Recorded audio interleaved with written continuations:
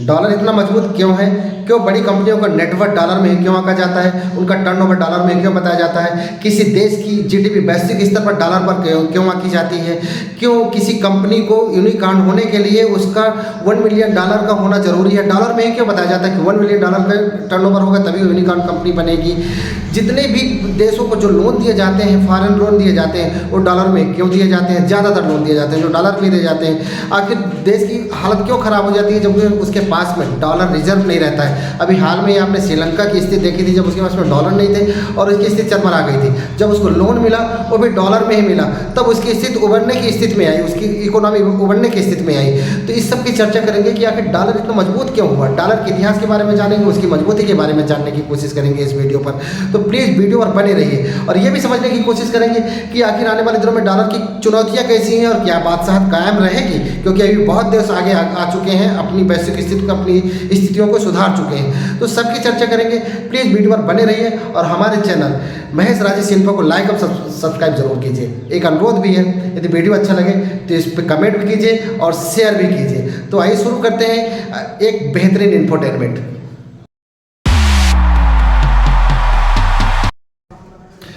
Dollar की मजबूत होने की कहानी वैश्विक स्तर पर 1914 से चालू हुई। 1914 के पहले थोड़ा सा इतिहास के पन्नों में चलते हैं। 1690 का दौर था जब अमेरिका में आज़ादी की लड़ाई लड़ी जा रही थी। उस समय पेपर करेंसी का चलन चालू हुआ। पेपर करेंसी का चलन उस समय मिलिट्री खर्चों को पूरा करने के लिए किया जा रहा था।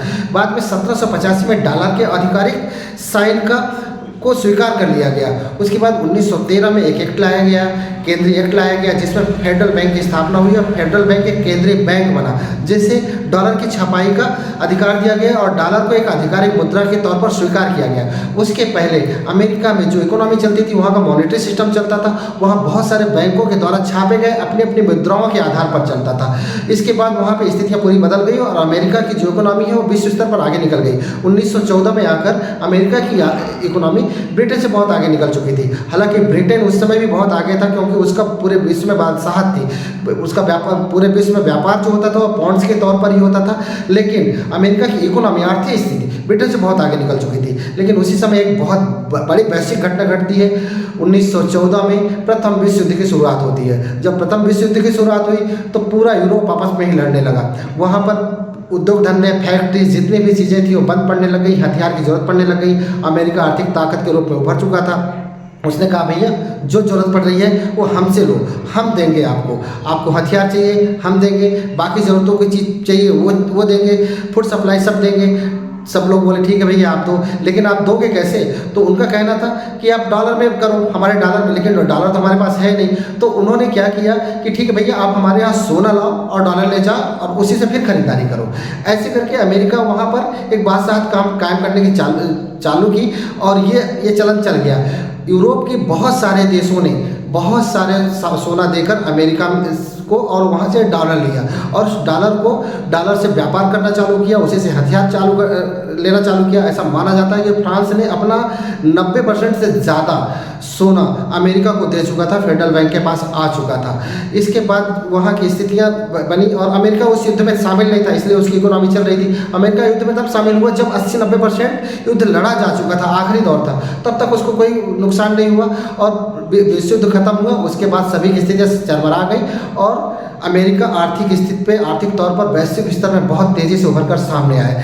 जैसे तैसे स्थितियाँ संभल रही थी यूरोप की और बाकी देश की, वैसे 1939 फिर आ गया और वहाँ पर द्वितीय विश्व युद्ध चालू हो गया। द्वितीय विश्व चालू होते होते अभी स्थितियाँ तो बहुत संभली नहीं थी और उसके बाद फिर से उनको जरूरत पड़ने लगी। फिर अमेरिका फिर से आपूर्ति करने लगा सभी चीज़ों की, खासकर हथियारों की आपूर्ति करने लगा और उस समय तो और कमी आ गई थी। तो उसने सोना लिया, डॉलर दिया और डॉलर देकर और डॉलर से व्यापार होने लगा। इस तरीके से उसके पास 1942 आते आते पूरे विश्व का लगभग 60 से 70% सोना अमेरिका के पास पहुंच चुका था और वो आर्थिक रूप में मजबूत हो चुका था। ऐसा माना जा रहा था कि अमेरिका उस समय जितना भी पैसा छापता है, डॉलर छापता है, वो गोल्ड स्टैंडर्ड के आधार पर चलता है। गोल्ड स्टैंडर्ड मतलब जितना हम सोना होगा उसी के आधार पर हम डॉलर छापेंगे। ऐसा था उस समय का एक स्टैंडर्ड सिस्टम था कि 1 औंस पर $35 छापे जाएंगे। लेकिन और बाकी विश्व के सभी देश भी उस समय गोल्ड स्टैंडर्ड लेके चल रहे थे। ब्रिटेन तो लेके ही चल रहा था, 1913-14 में लेके चल रहा था। बाद में उसकी स्थिति भी खराब हुई तो डॉलर में डिपेंडेंसी आ गई। गोल्ड स्टैंडर्ड को लेकर स्थितियाँ बिगड़ी। उसके बाद 1942 में, 1941 के आखिरी में और 1942 की शुरुआत में अमेरिका को भी द्वितीय विश्व युद्ध में कूदना पड़ा। आखिरी में उस समय भी युद्ध लगभग 60 से 70% खत्म हो चुका था, कुछ नहीं बचा था। आखिरी का स्थिति था, सभी की स्थितियाँ खराब हो चुकी थी। अब वहाँ से जब द्वितीय विश्व युद्ध खत्म हुआ तब 1944 का दौर आया। डॉलर के मजबूत होने का जो दूसरा कदम चालू होता है वो चालू होता है 1944 से। उस समय द्वितीय विश्व युद्ध में सभी यूरोपियन कंट्री की स्थिति चरमरा गई थी। उद्योग धंधे व्यापार सभी कुछ बर्बाद हो चुका था।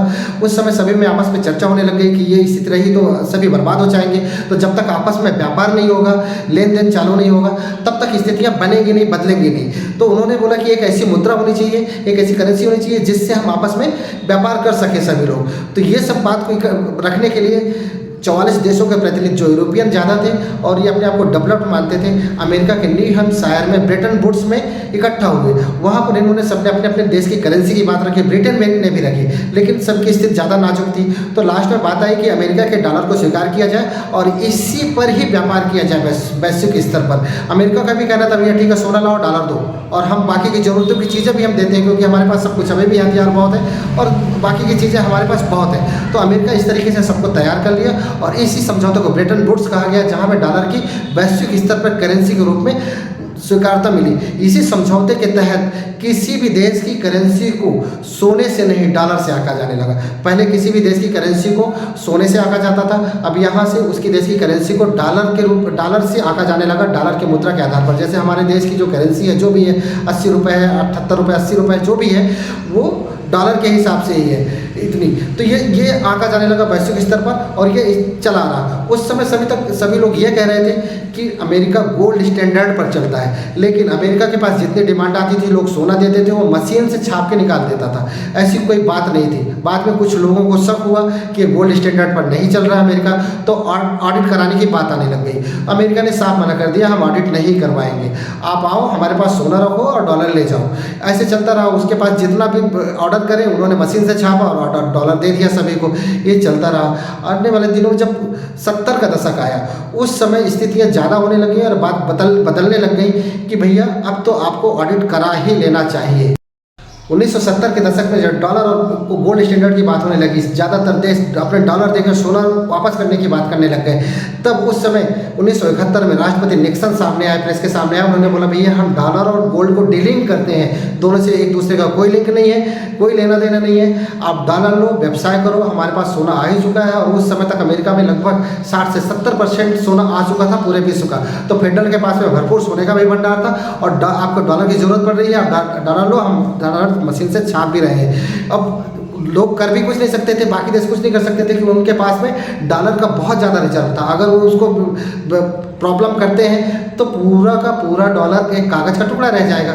तो उनको मजबूरी में ये सब स्वीकार करना पड़ गया और डॉलर की बादशाहत कायम होने लगी। उसके आगे अमेरिका ने देखा कि ये ज़्यादा दिन तक तो रहेगा नहीं, तो उन्होंने आगे देखा पेट्रो डॉलर लॉन्च किया। पेट्रो डॉलर मतलब उन्होंने जहाँ पे तेल के कुएँ थे, जब तेल निकलना चालू हुआ 1970 के दशक में, तेल की डिमांड बहुत कम थी, लेकिन वो सोच गया था कि आने वाले दिनों में और ज़्यादा डिमांड बढ़ेगी जब इकोनॉमी सभी देश की बढ़ेगी। हम अपने देश की देख लें, 1970 में कितनी बाइक चलती थी या व्हीकल्स चलते थे, आज तो उससे कई गुना ज़्यादा है। तो स्वाभाविक है तेल की ज़रूरत पड़ेगी और तेल खरीदेंगे लोग। तो उन्होंने तेल के कुओं सेखों के पास गए और उनके पास बोले भैया आपको हम पूरी सुरक्षा देंगे, आप पूरा कमाइए, हमको आप एक पैसा नहीं चाहिए, हम आपकी को पूरी सुरक्षा देंगे। सिर्फ एक ही काम करना होगा, आपको व्यवसाय डॉलर में करना होगा। तो उन्होंने डॉलर में व्यवसाय करने के लिए उनको एग्रीमेंट करवा लिया और उनको पूरी सुरक्षा देता है। यही था 1991 का जो खाड़ी युद्ध हुआ था, जिसमें इराक ने कुवैत पर हमला किया था। तो अमेरिका वहाँ पर आया और आखिरी में आप समझते हैं इराक की क्या हालत हुई। तो उन्होंने उसको सुरक्षा दी। तो वो ये करता है, कोई भी करता है, कहीं भी तेल निकलता है उसके डेलीगेट्स पहुँच जाते हैं, वहाँ पर एक साइन करवाते हैं और उसको अपने फेवर में कर लेते हैं। तो कोई भी तेल खरीदेगा वो डॉलर में ही खरीदेगा। तो ऐसे करके उसकी इकोनॉमी अभी बादशाहत बनी हुई है। लेकिन अब आने वाले दिनों में कैसी चुनौतियां हैं, जैसे अभी यूक्रेन युद्ध हुआ तो उसमें अमेरिका ने सभी को रसिया को बैन किया, रसिया बोला कि ठीक है भैया आप रूबल में हमको रखिए और तेल खरीद सकते हो, लेकिन ठीक है उसने चालू भी किया, लोगों ने खरीदा भी जिनको ज़रूरत रही, आखिरी में कुछ ऐसे भी देश रहे जिनको हम ही नहीं खरीदा, लेकिन वो अपना रूबल चलाएगा कहाँ जब कोई रूबल कोई ले ही नहीं रहा है, तो एक जगह जाकर वो भी ब्लॉक हो जाएगा। एक इंटरनेशनल ऑर्गेनाइजेशन है लिस्ट जिसका मानना है कि पूरे विश्व में 185 तरह की करेंसी चलती हैं, 185 देश हैं जो अपनी अपनी करेंसी चलाते हैं। बहुत सारे जो छोटे देश हैं वो डॉलर भी चलाते हैं, डॉलर ही चलाते हैं, दूसरी मुद्रा नहीं चलाते हैं, लेकिन जो 185 करेंसी हैं उनमें से ज़्यादा करेंसी सिर्फ अपने देश में ही चलती है, उनकी बाहर कोई मान्यता नहीं है। तो इस तरीके से भी डॉलर की बादशाहत कायम है। चाइना भी बोलता है समय समय पर कि हमको अपना चलाना है, हम भी कहते हैं हमको अपना चलाना है, लेकिन अभी वो बाहर के बहुत सारी चीज़ों पर अभी भी तो कब्जा किया हुआ है, और जहाँ पे ऐसा दिखता है वो शाम से दाम से दम से भेद से सब कुछ करके और अपने डॉलर की बादशाहत कायम कर लेता है। अभी भी लगभग 20% के आसपास जो व्यापार होता है विश्व में बॉन्ड्स में होता है, और उससे जो बचा हुआ व्यापार होता है वो डॉलर में ही होता है। 39 से 40% जो कर्जे दिए जाते हैं वो डॉलर में ही दिए जाते हैं। श्रीलंका का एग्जाम्पल देख लीजिए, सभी देशों का एग्जाम्पल देख लीजिए, जब IMF या वर्ल्ड बैंक जो उनको कर्ज देते हैं वो डॉलर में ही देते हैं। हमको भी डॉलर बहुत सारा रिजर्व करके रखने की जरूरत पड़ती है कि कब हमको क्या इंपोर्ट करना पड़ जाए, और इंपोर्ट होगा वो डॉलर में ही होगा। तो इस तरीके से अभी डॉलर की बादशाहत कायम है, लेकिन कब तक रहेगी पता नहीं, बहुत ज़्यादा दिन तक तो नहीं रहेगी, लेकिन कब तक रहेगी, जब तक रहेगी तब तक तो स्वीकार करना पड़ेगा। वीडियो देखने के लिए धन्यवाद। यदि वीडियो अच्छी लगी हो, जानकारी अच्छी लगनी हो तो प्लीज़ इसको लाइक और सब्सक्राइब जरूर कीजिए। नमस्कार, धन्यवाद।